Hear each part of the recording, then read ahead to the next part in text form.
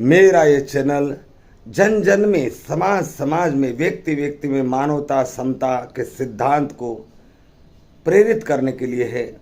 इसलिए सब्सक्राइब करें, bell icon दबाएं, लाइक करें, फॉरवर्ड करें और मेरे विचारों को पूर्ण सुनने का प्रयास करें। नमो बुद्धाय। आओ आज का एपिसोड देखते हैं। नमो तस् भगवतो अरहतो सम्मा संबुद्धस्स। नमो बुद्धाय। धम्म बंधो, हम जब पंचशील ग्रहण करते हैं तो उसकी पहली गाथा पाणातिपाता वीरमणि शिखापदं समादियामि। पांचों पांच गाथाएं उसका सही अर्थ है, मैं मेरी समाधि विशुद्ध हो, मेरी समाधि पृष्ठ हो, मेरी समाधि स्थिर हो, मुझे सही समाधि मिले, लाभ हो लगे, इसलिए मैं प्राणी हिंसा नहीं करूँगा, इस शिक्षा पद को ग्रहण करता हूँ।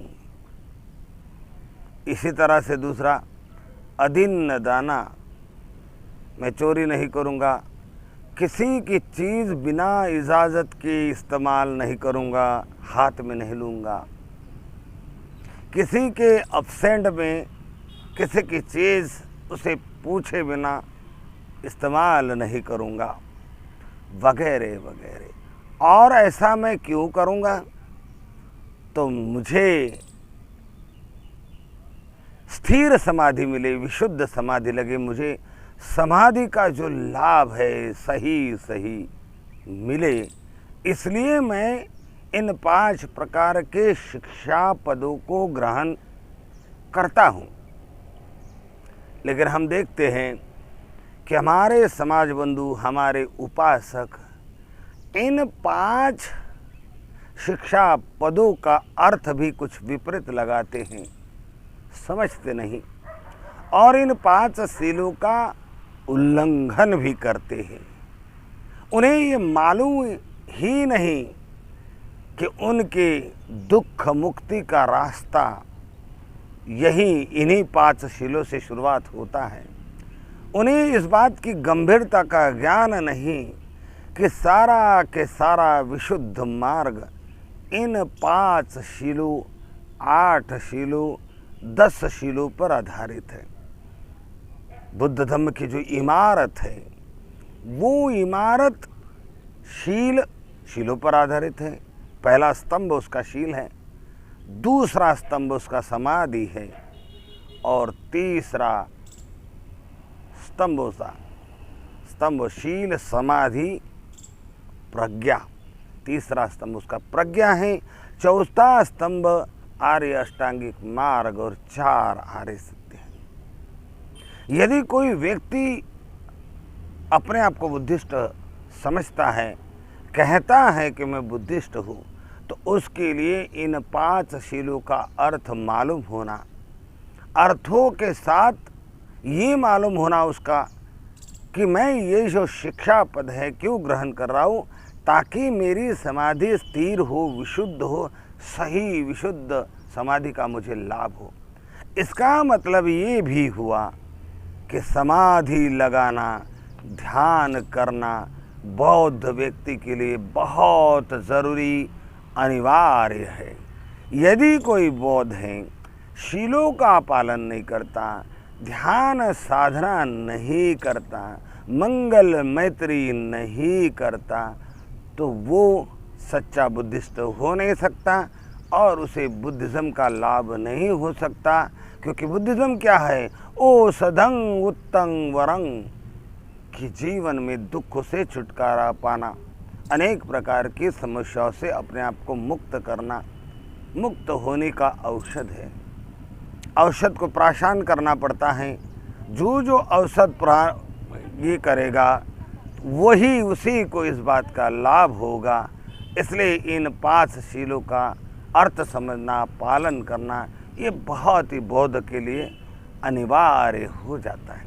तो हम बंधु पहले शील का फिर से थोड़ा अर्थ समझने का प्रयास करते हैं कि पाणातिपाता वीरमणि शिक्षा पदंग समाधियामि। वैरमणि यानी कि मैं किसी भी प्राणी की हिंसा काया से, वाचा से यानी वाणी से अपशब्द बोलकर, कठोर शब्द प्रयोग करके वाणी से हिंसा नहीं करूँगा। मैं मन में बुरी विचार लाकर हिंसा नहीं करूँगा।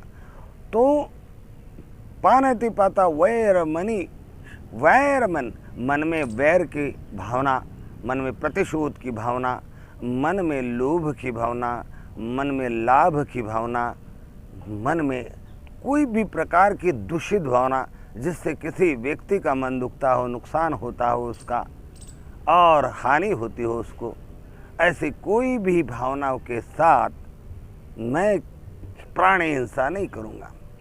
लेकिन इससे तात्पर्य ये भी निकलता है कि बुद्ध की अहिंसा कितनी स्पष्ट है। उनके अहिंसा की व्याख्या बड़ी स्पष्ट है। उनका धर्म व्यक्ति के लिए है, मनुष्य के लिए है, प्राणी के लिए है। उनका धर्म किसी देवी देवता, ईश्वर, आत्मा को प्रसन्न करने के लिए नहीं है।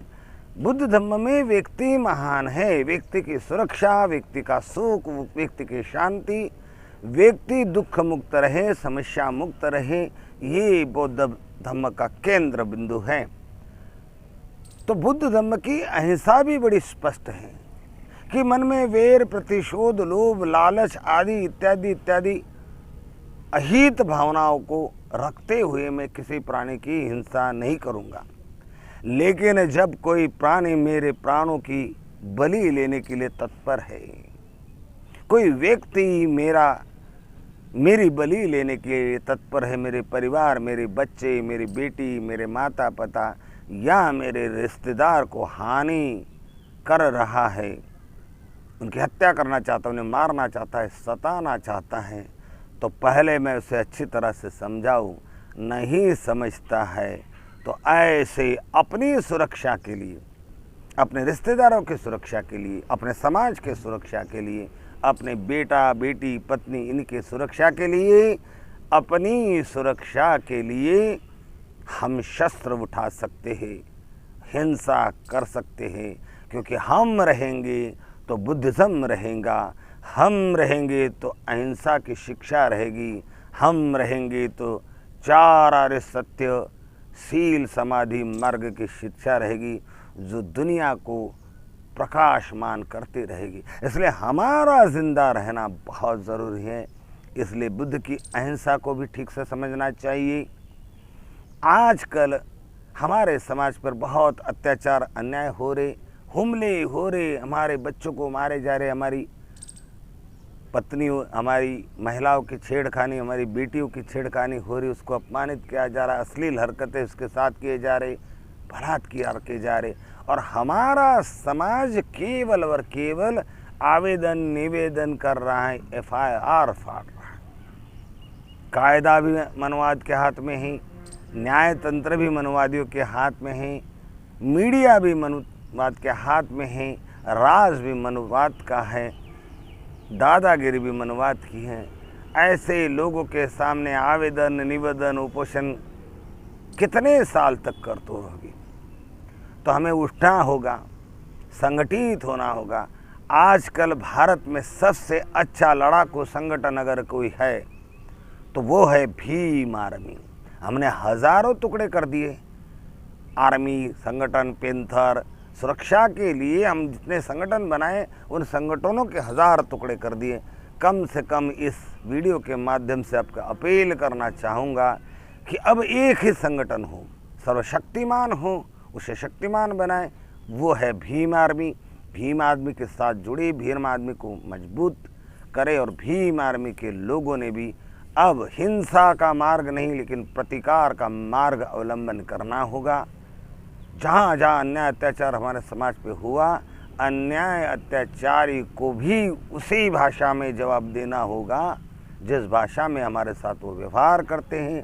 हिंसा करने के लिए प्रेरित नहीं करता, हिंसा करना नहीं चाहिए, लेकिन जहाँ कानून से हमें न्याय नहीं मिलता है, न्याय तंत्र से हमें न्याय मिलने की उम्मीद नहीं है, पत्रकारिता हमारे पक्ष में नहीं है, ऐसे में टीट फॉर टैट जैसे का जवाब वैसा देना ही पड़ेगा। तभी हम इस देश में अपना अस्तित्व टिका पाएंगे। जय भीम, नमो बुद्धाय।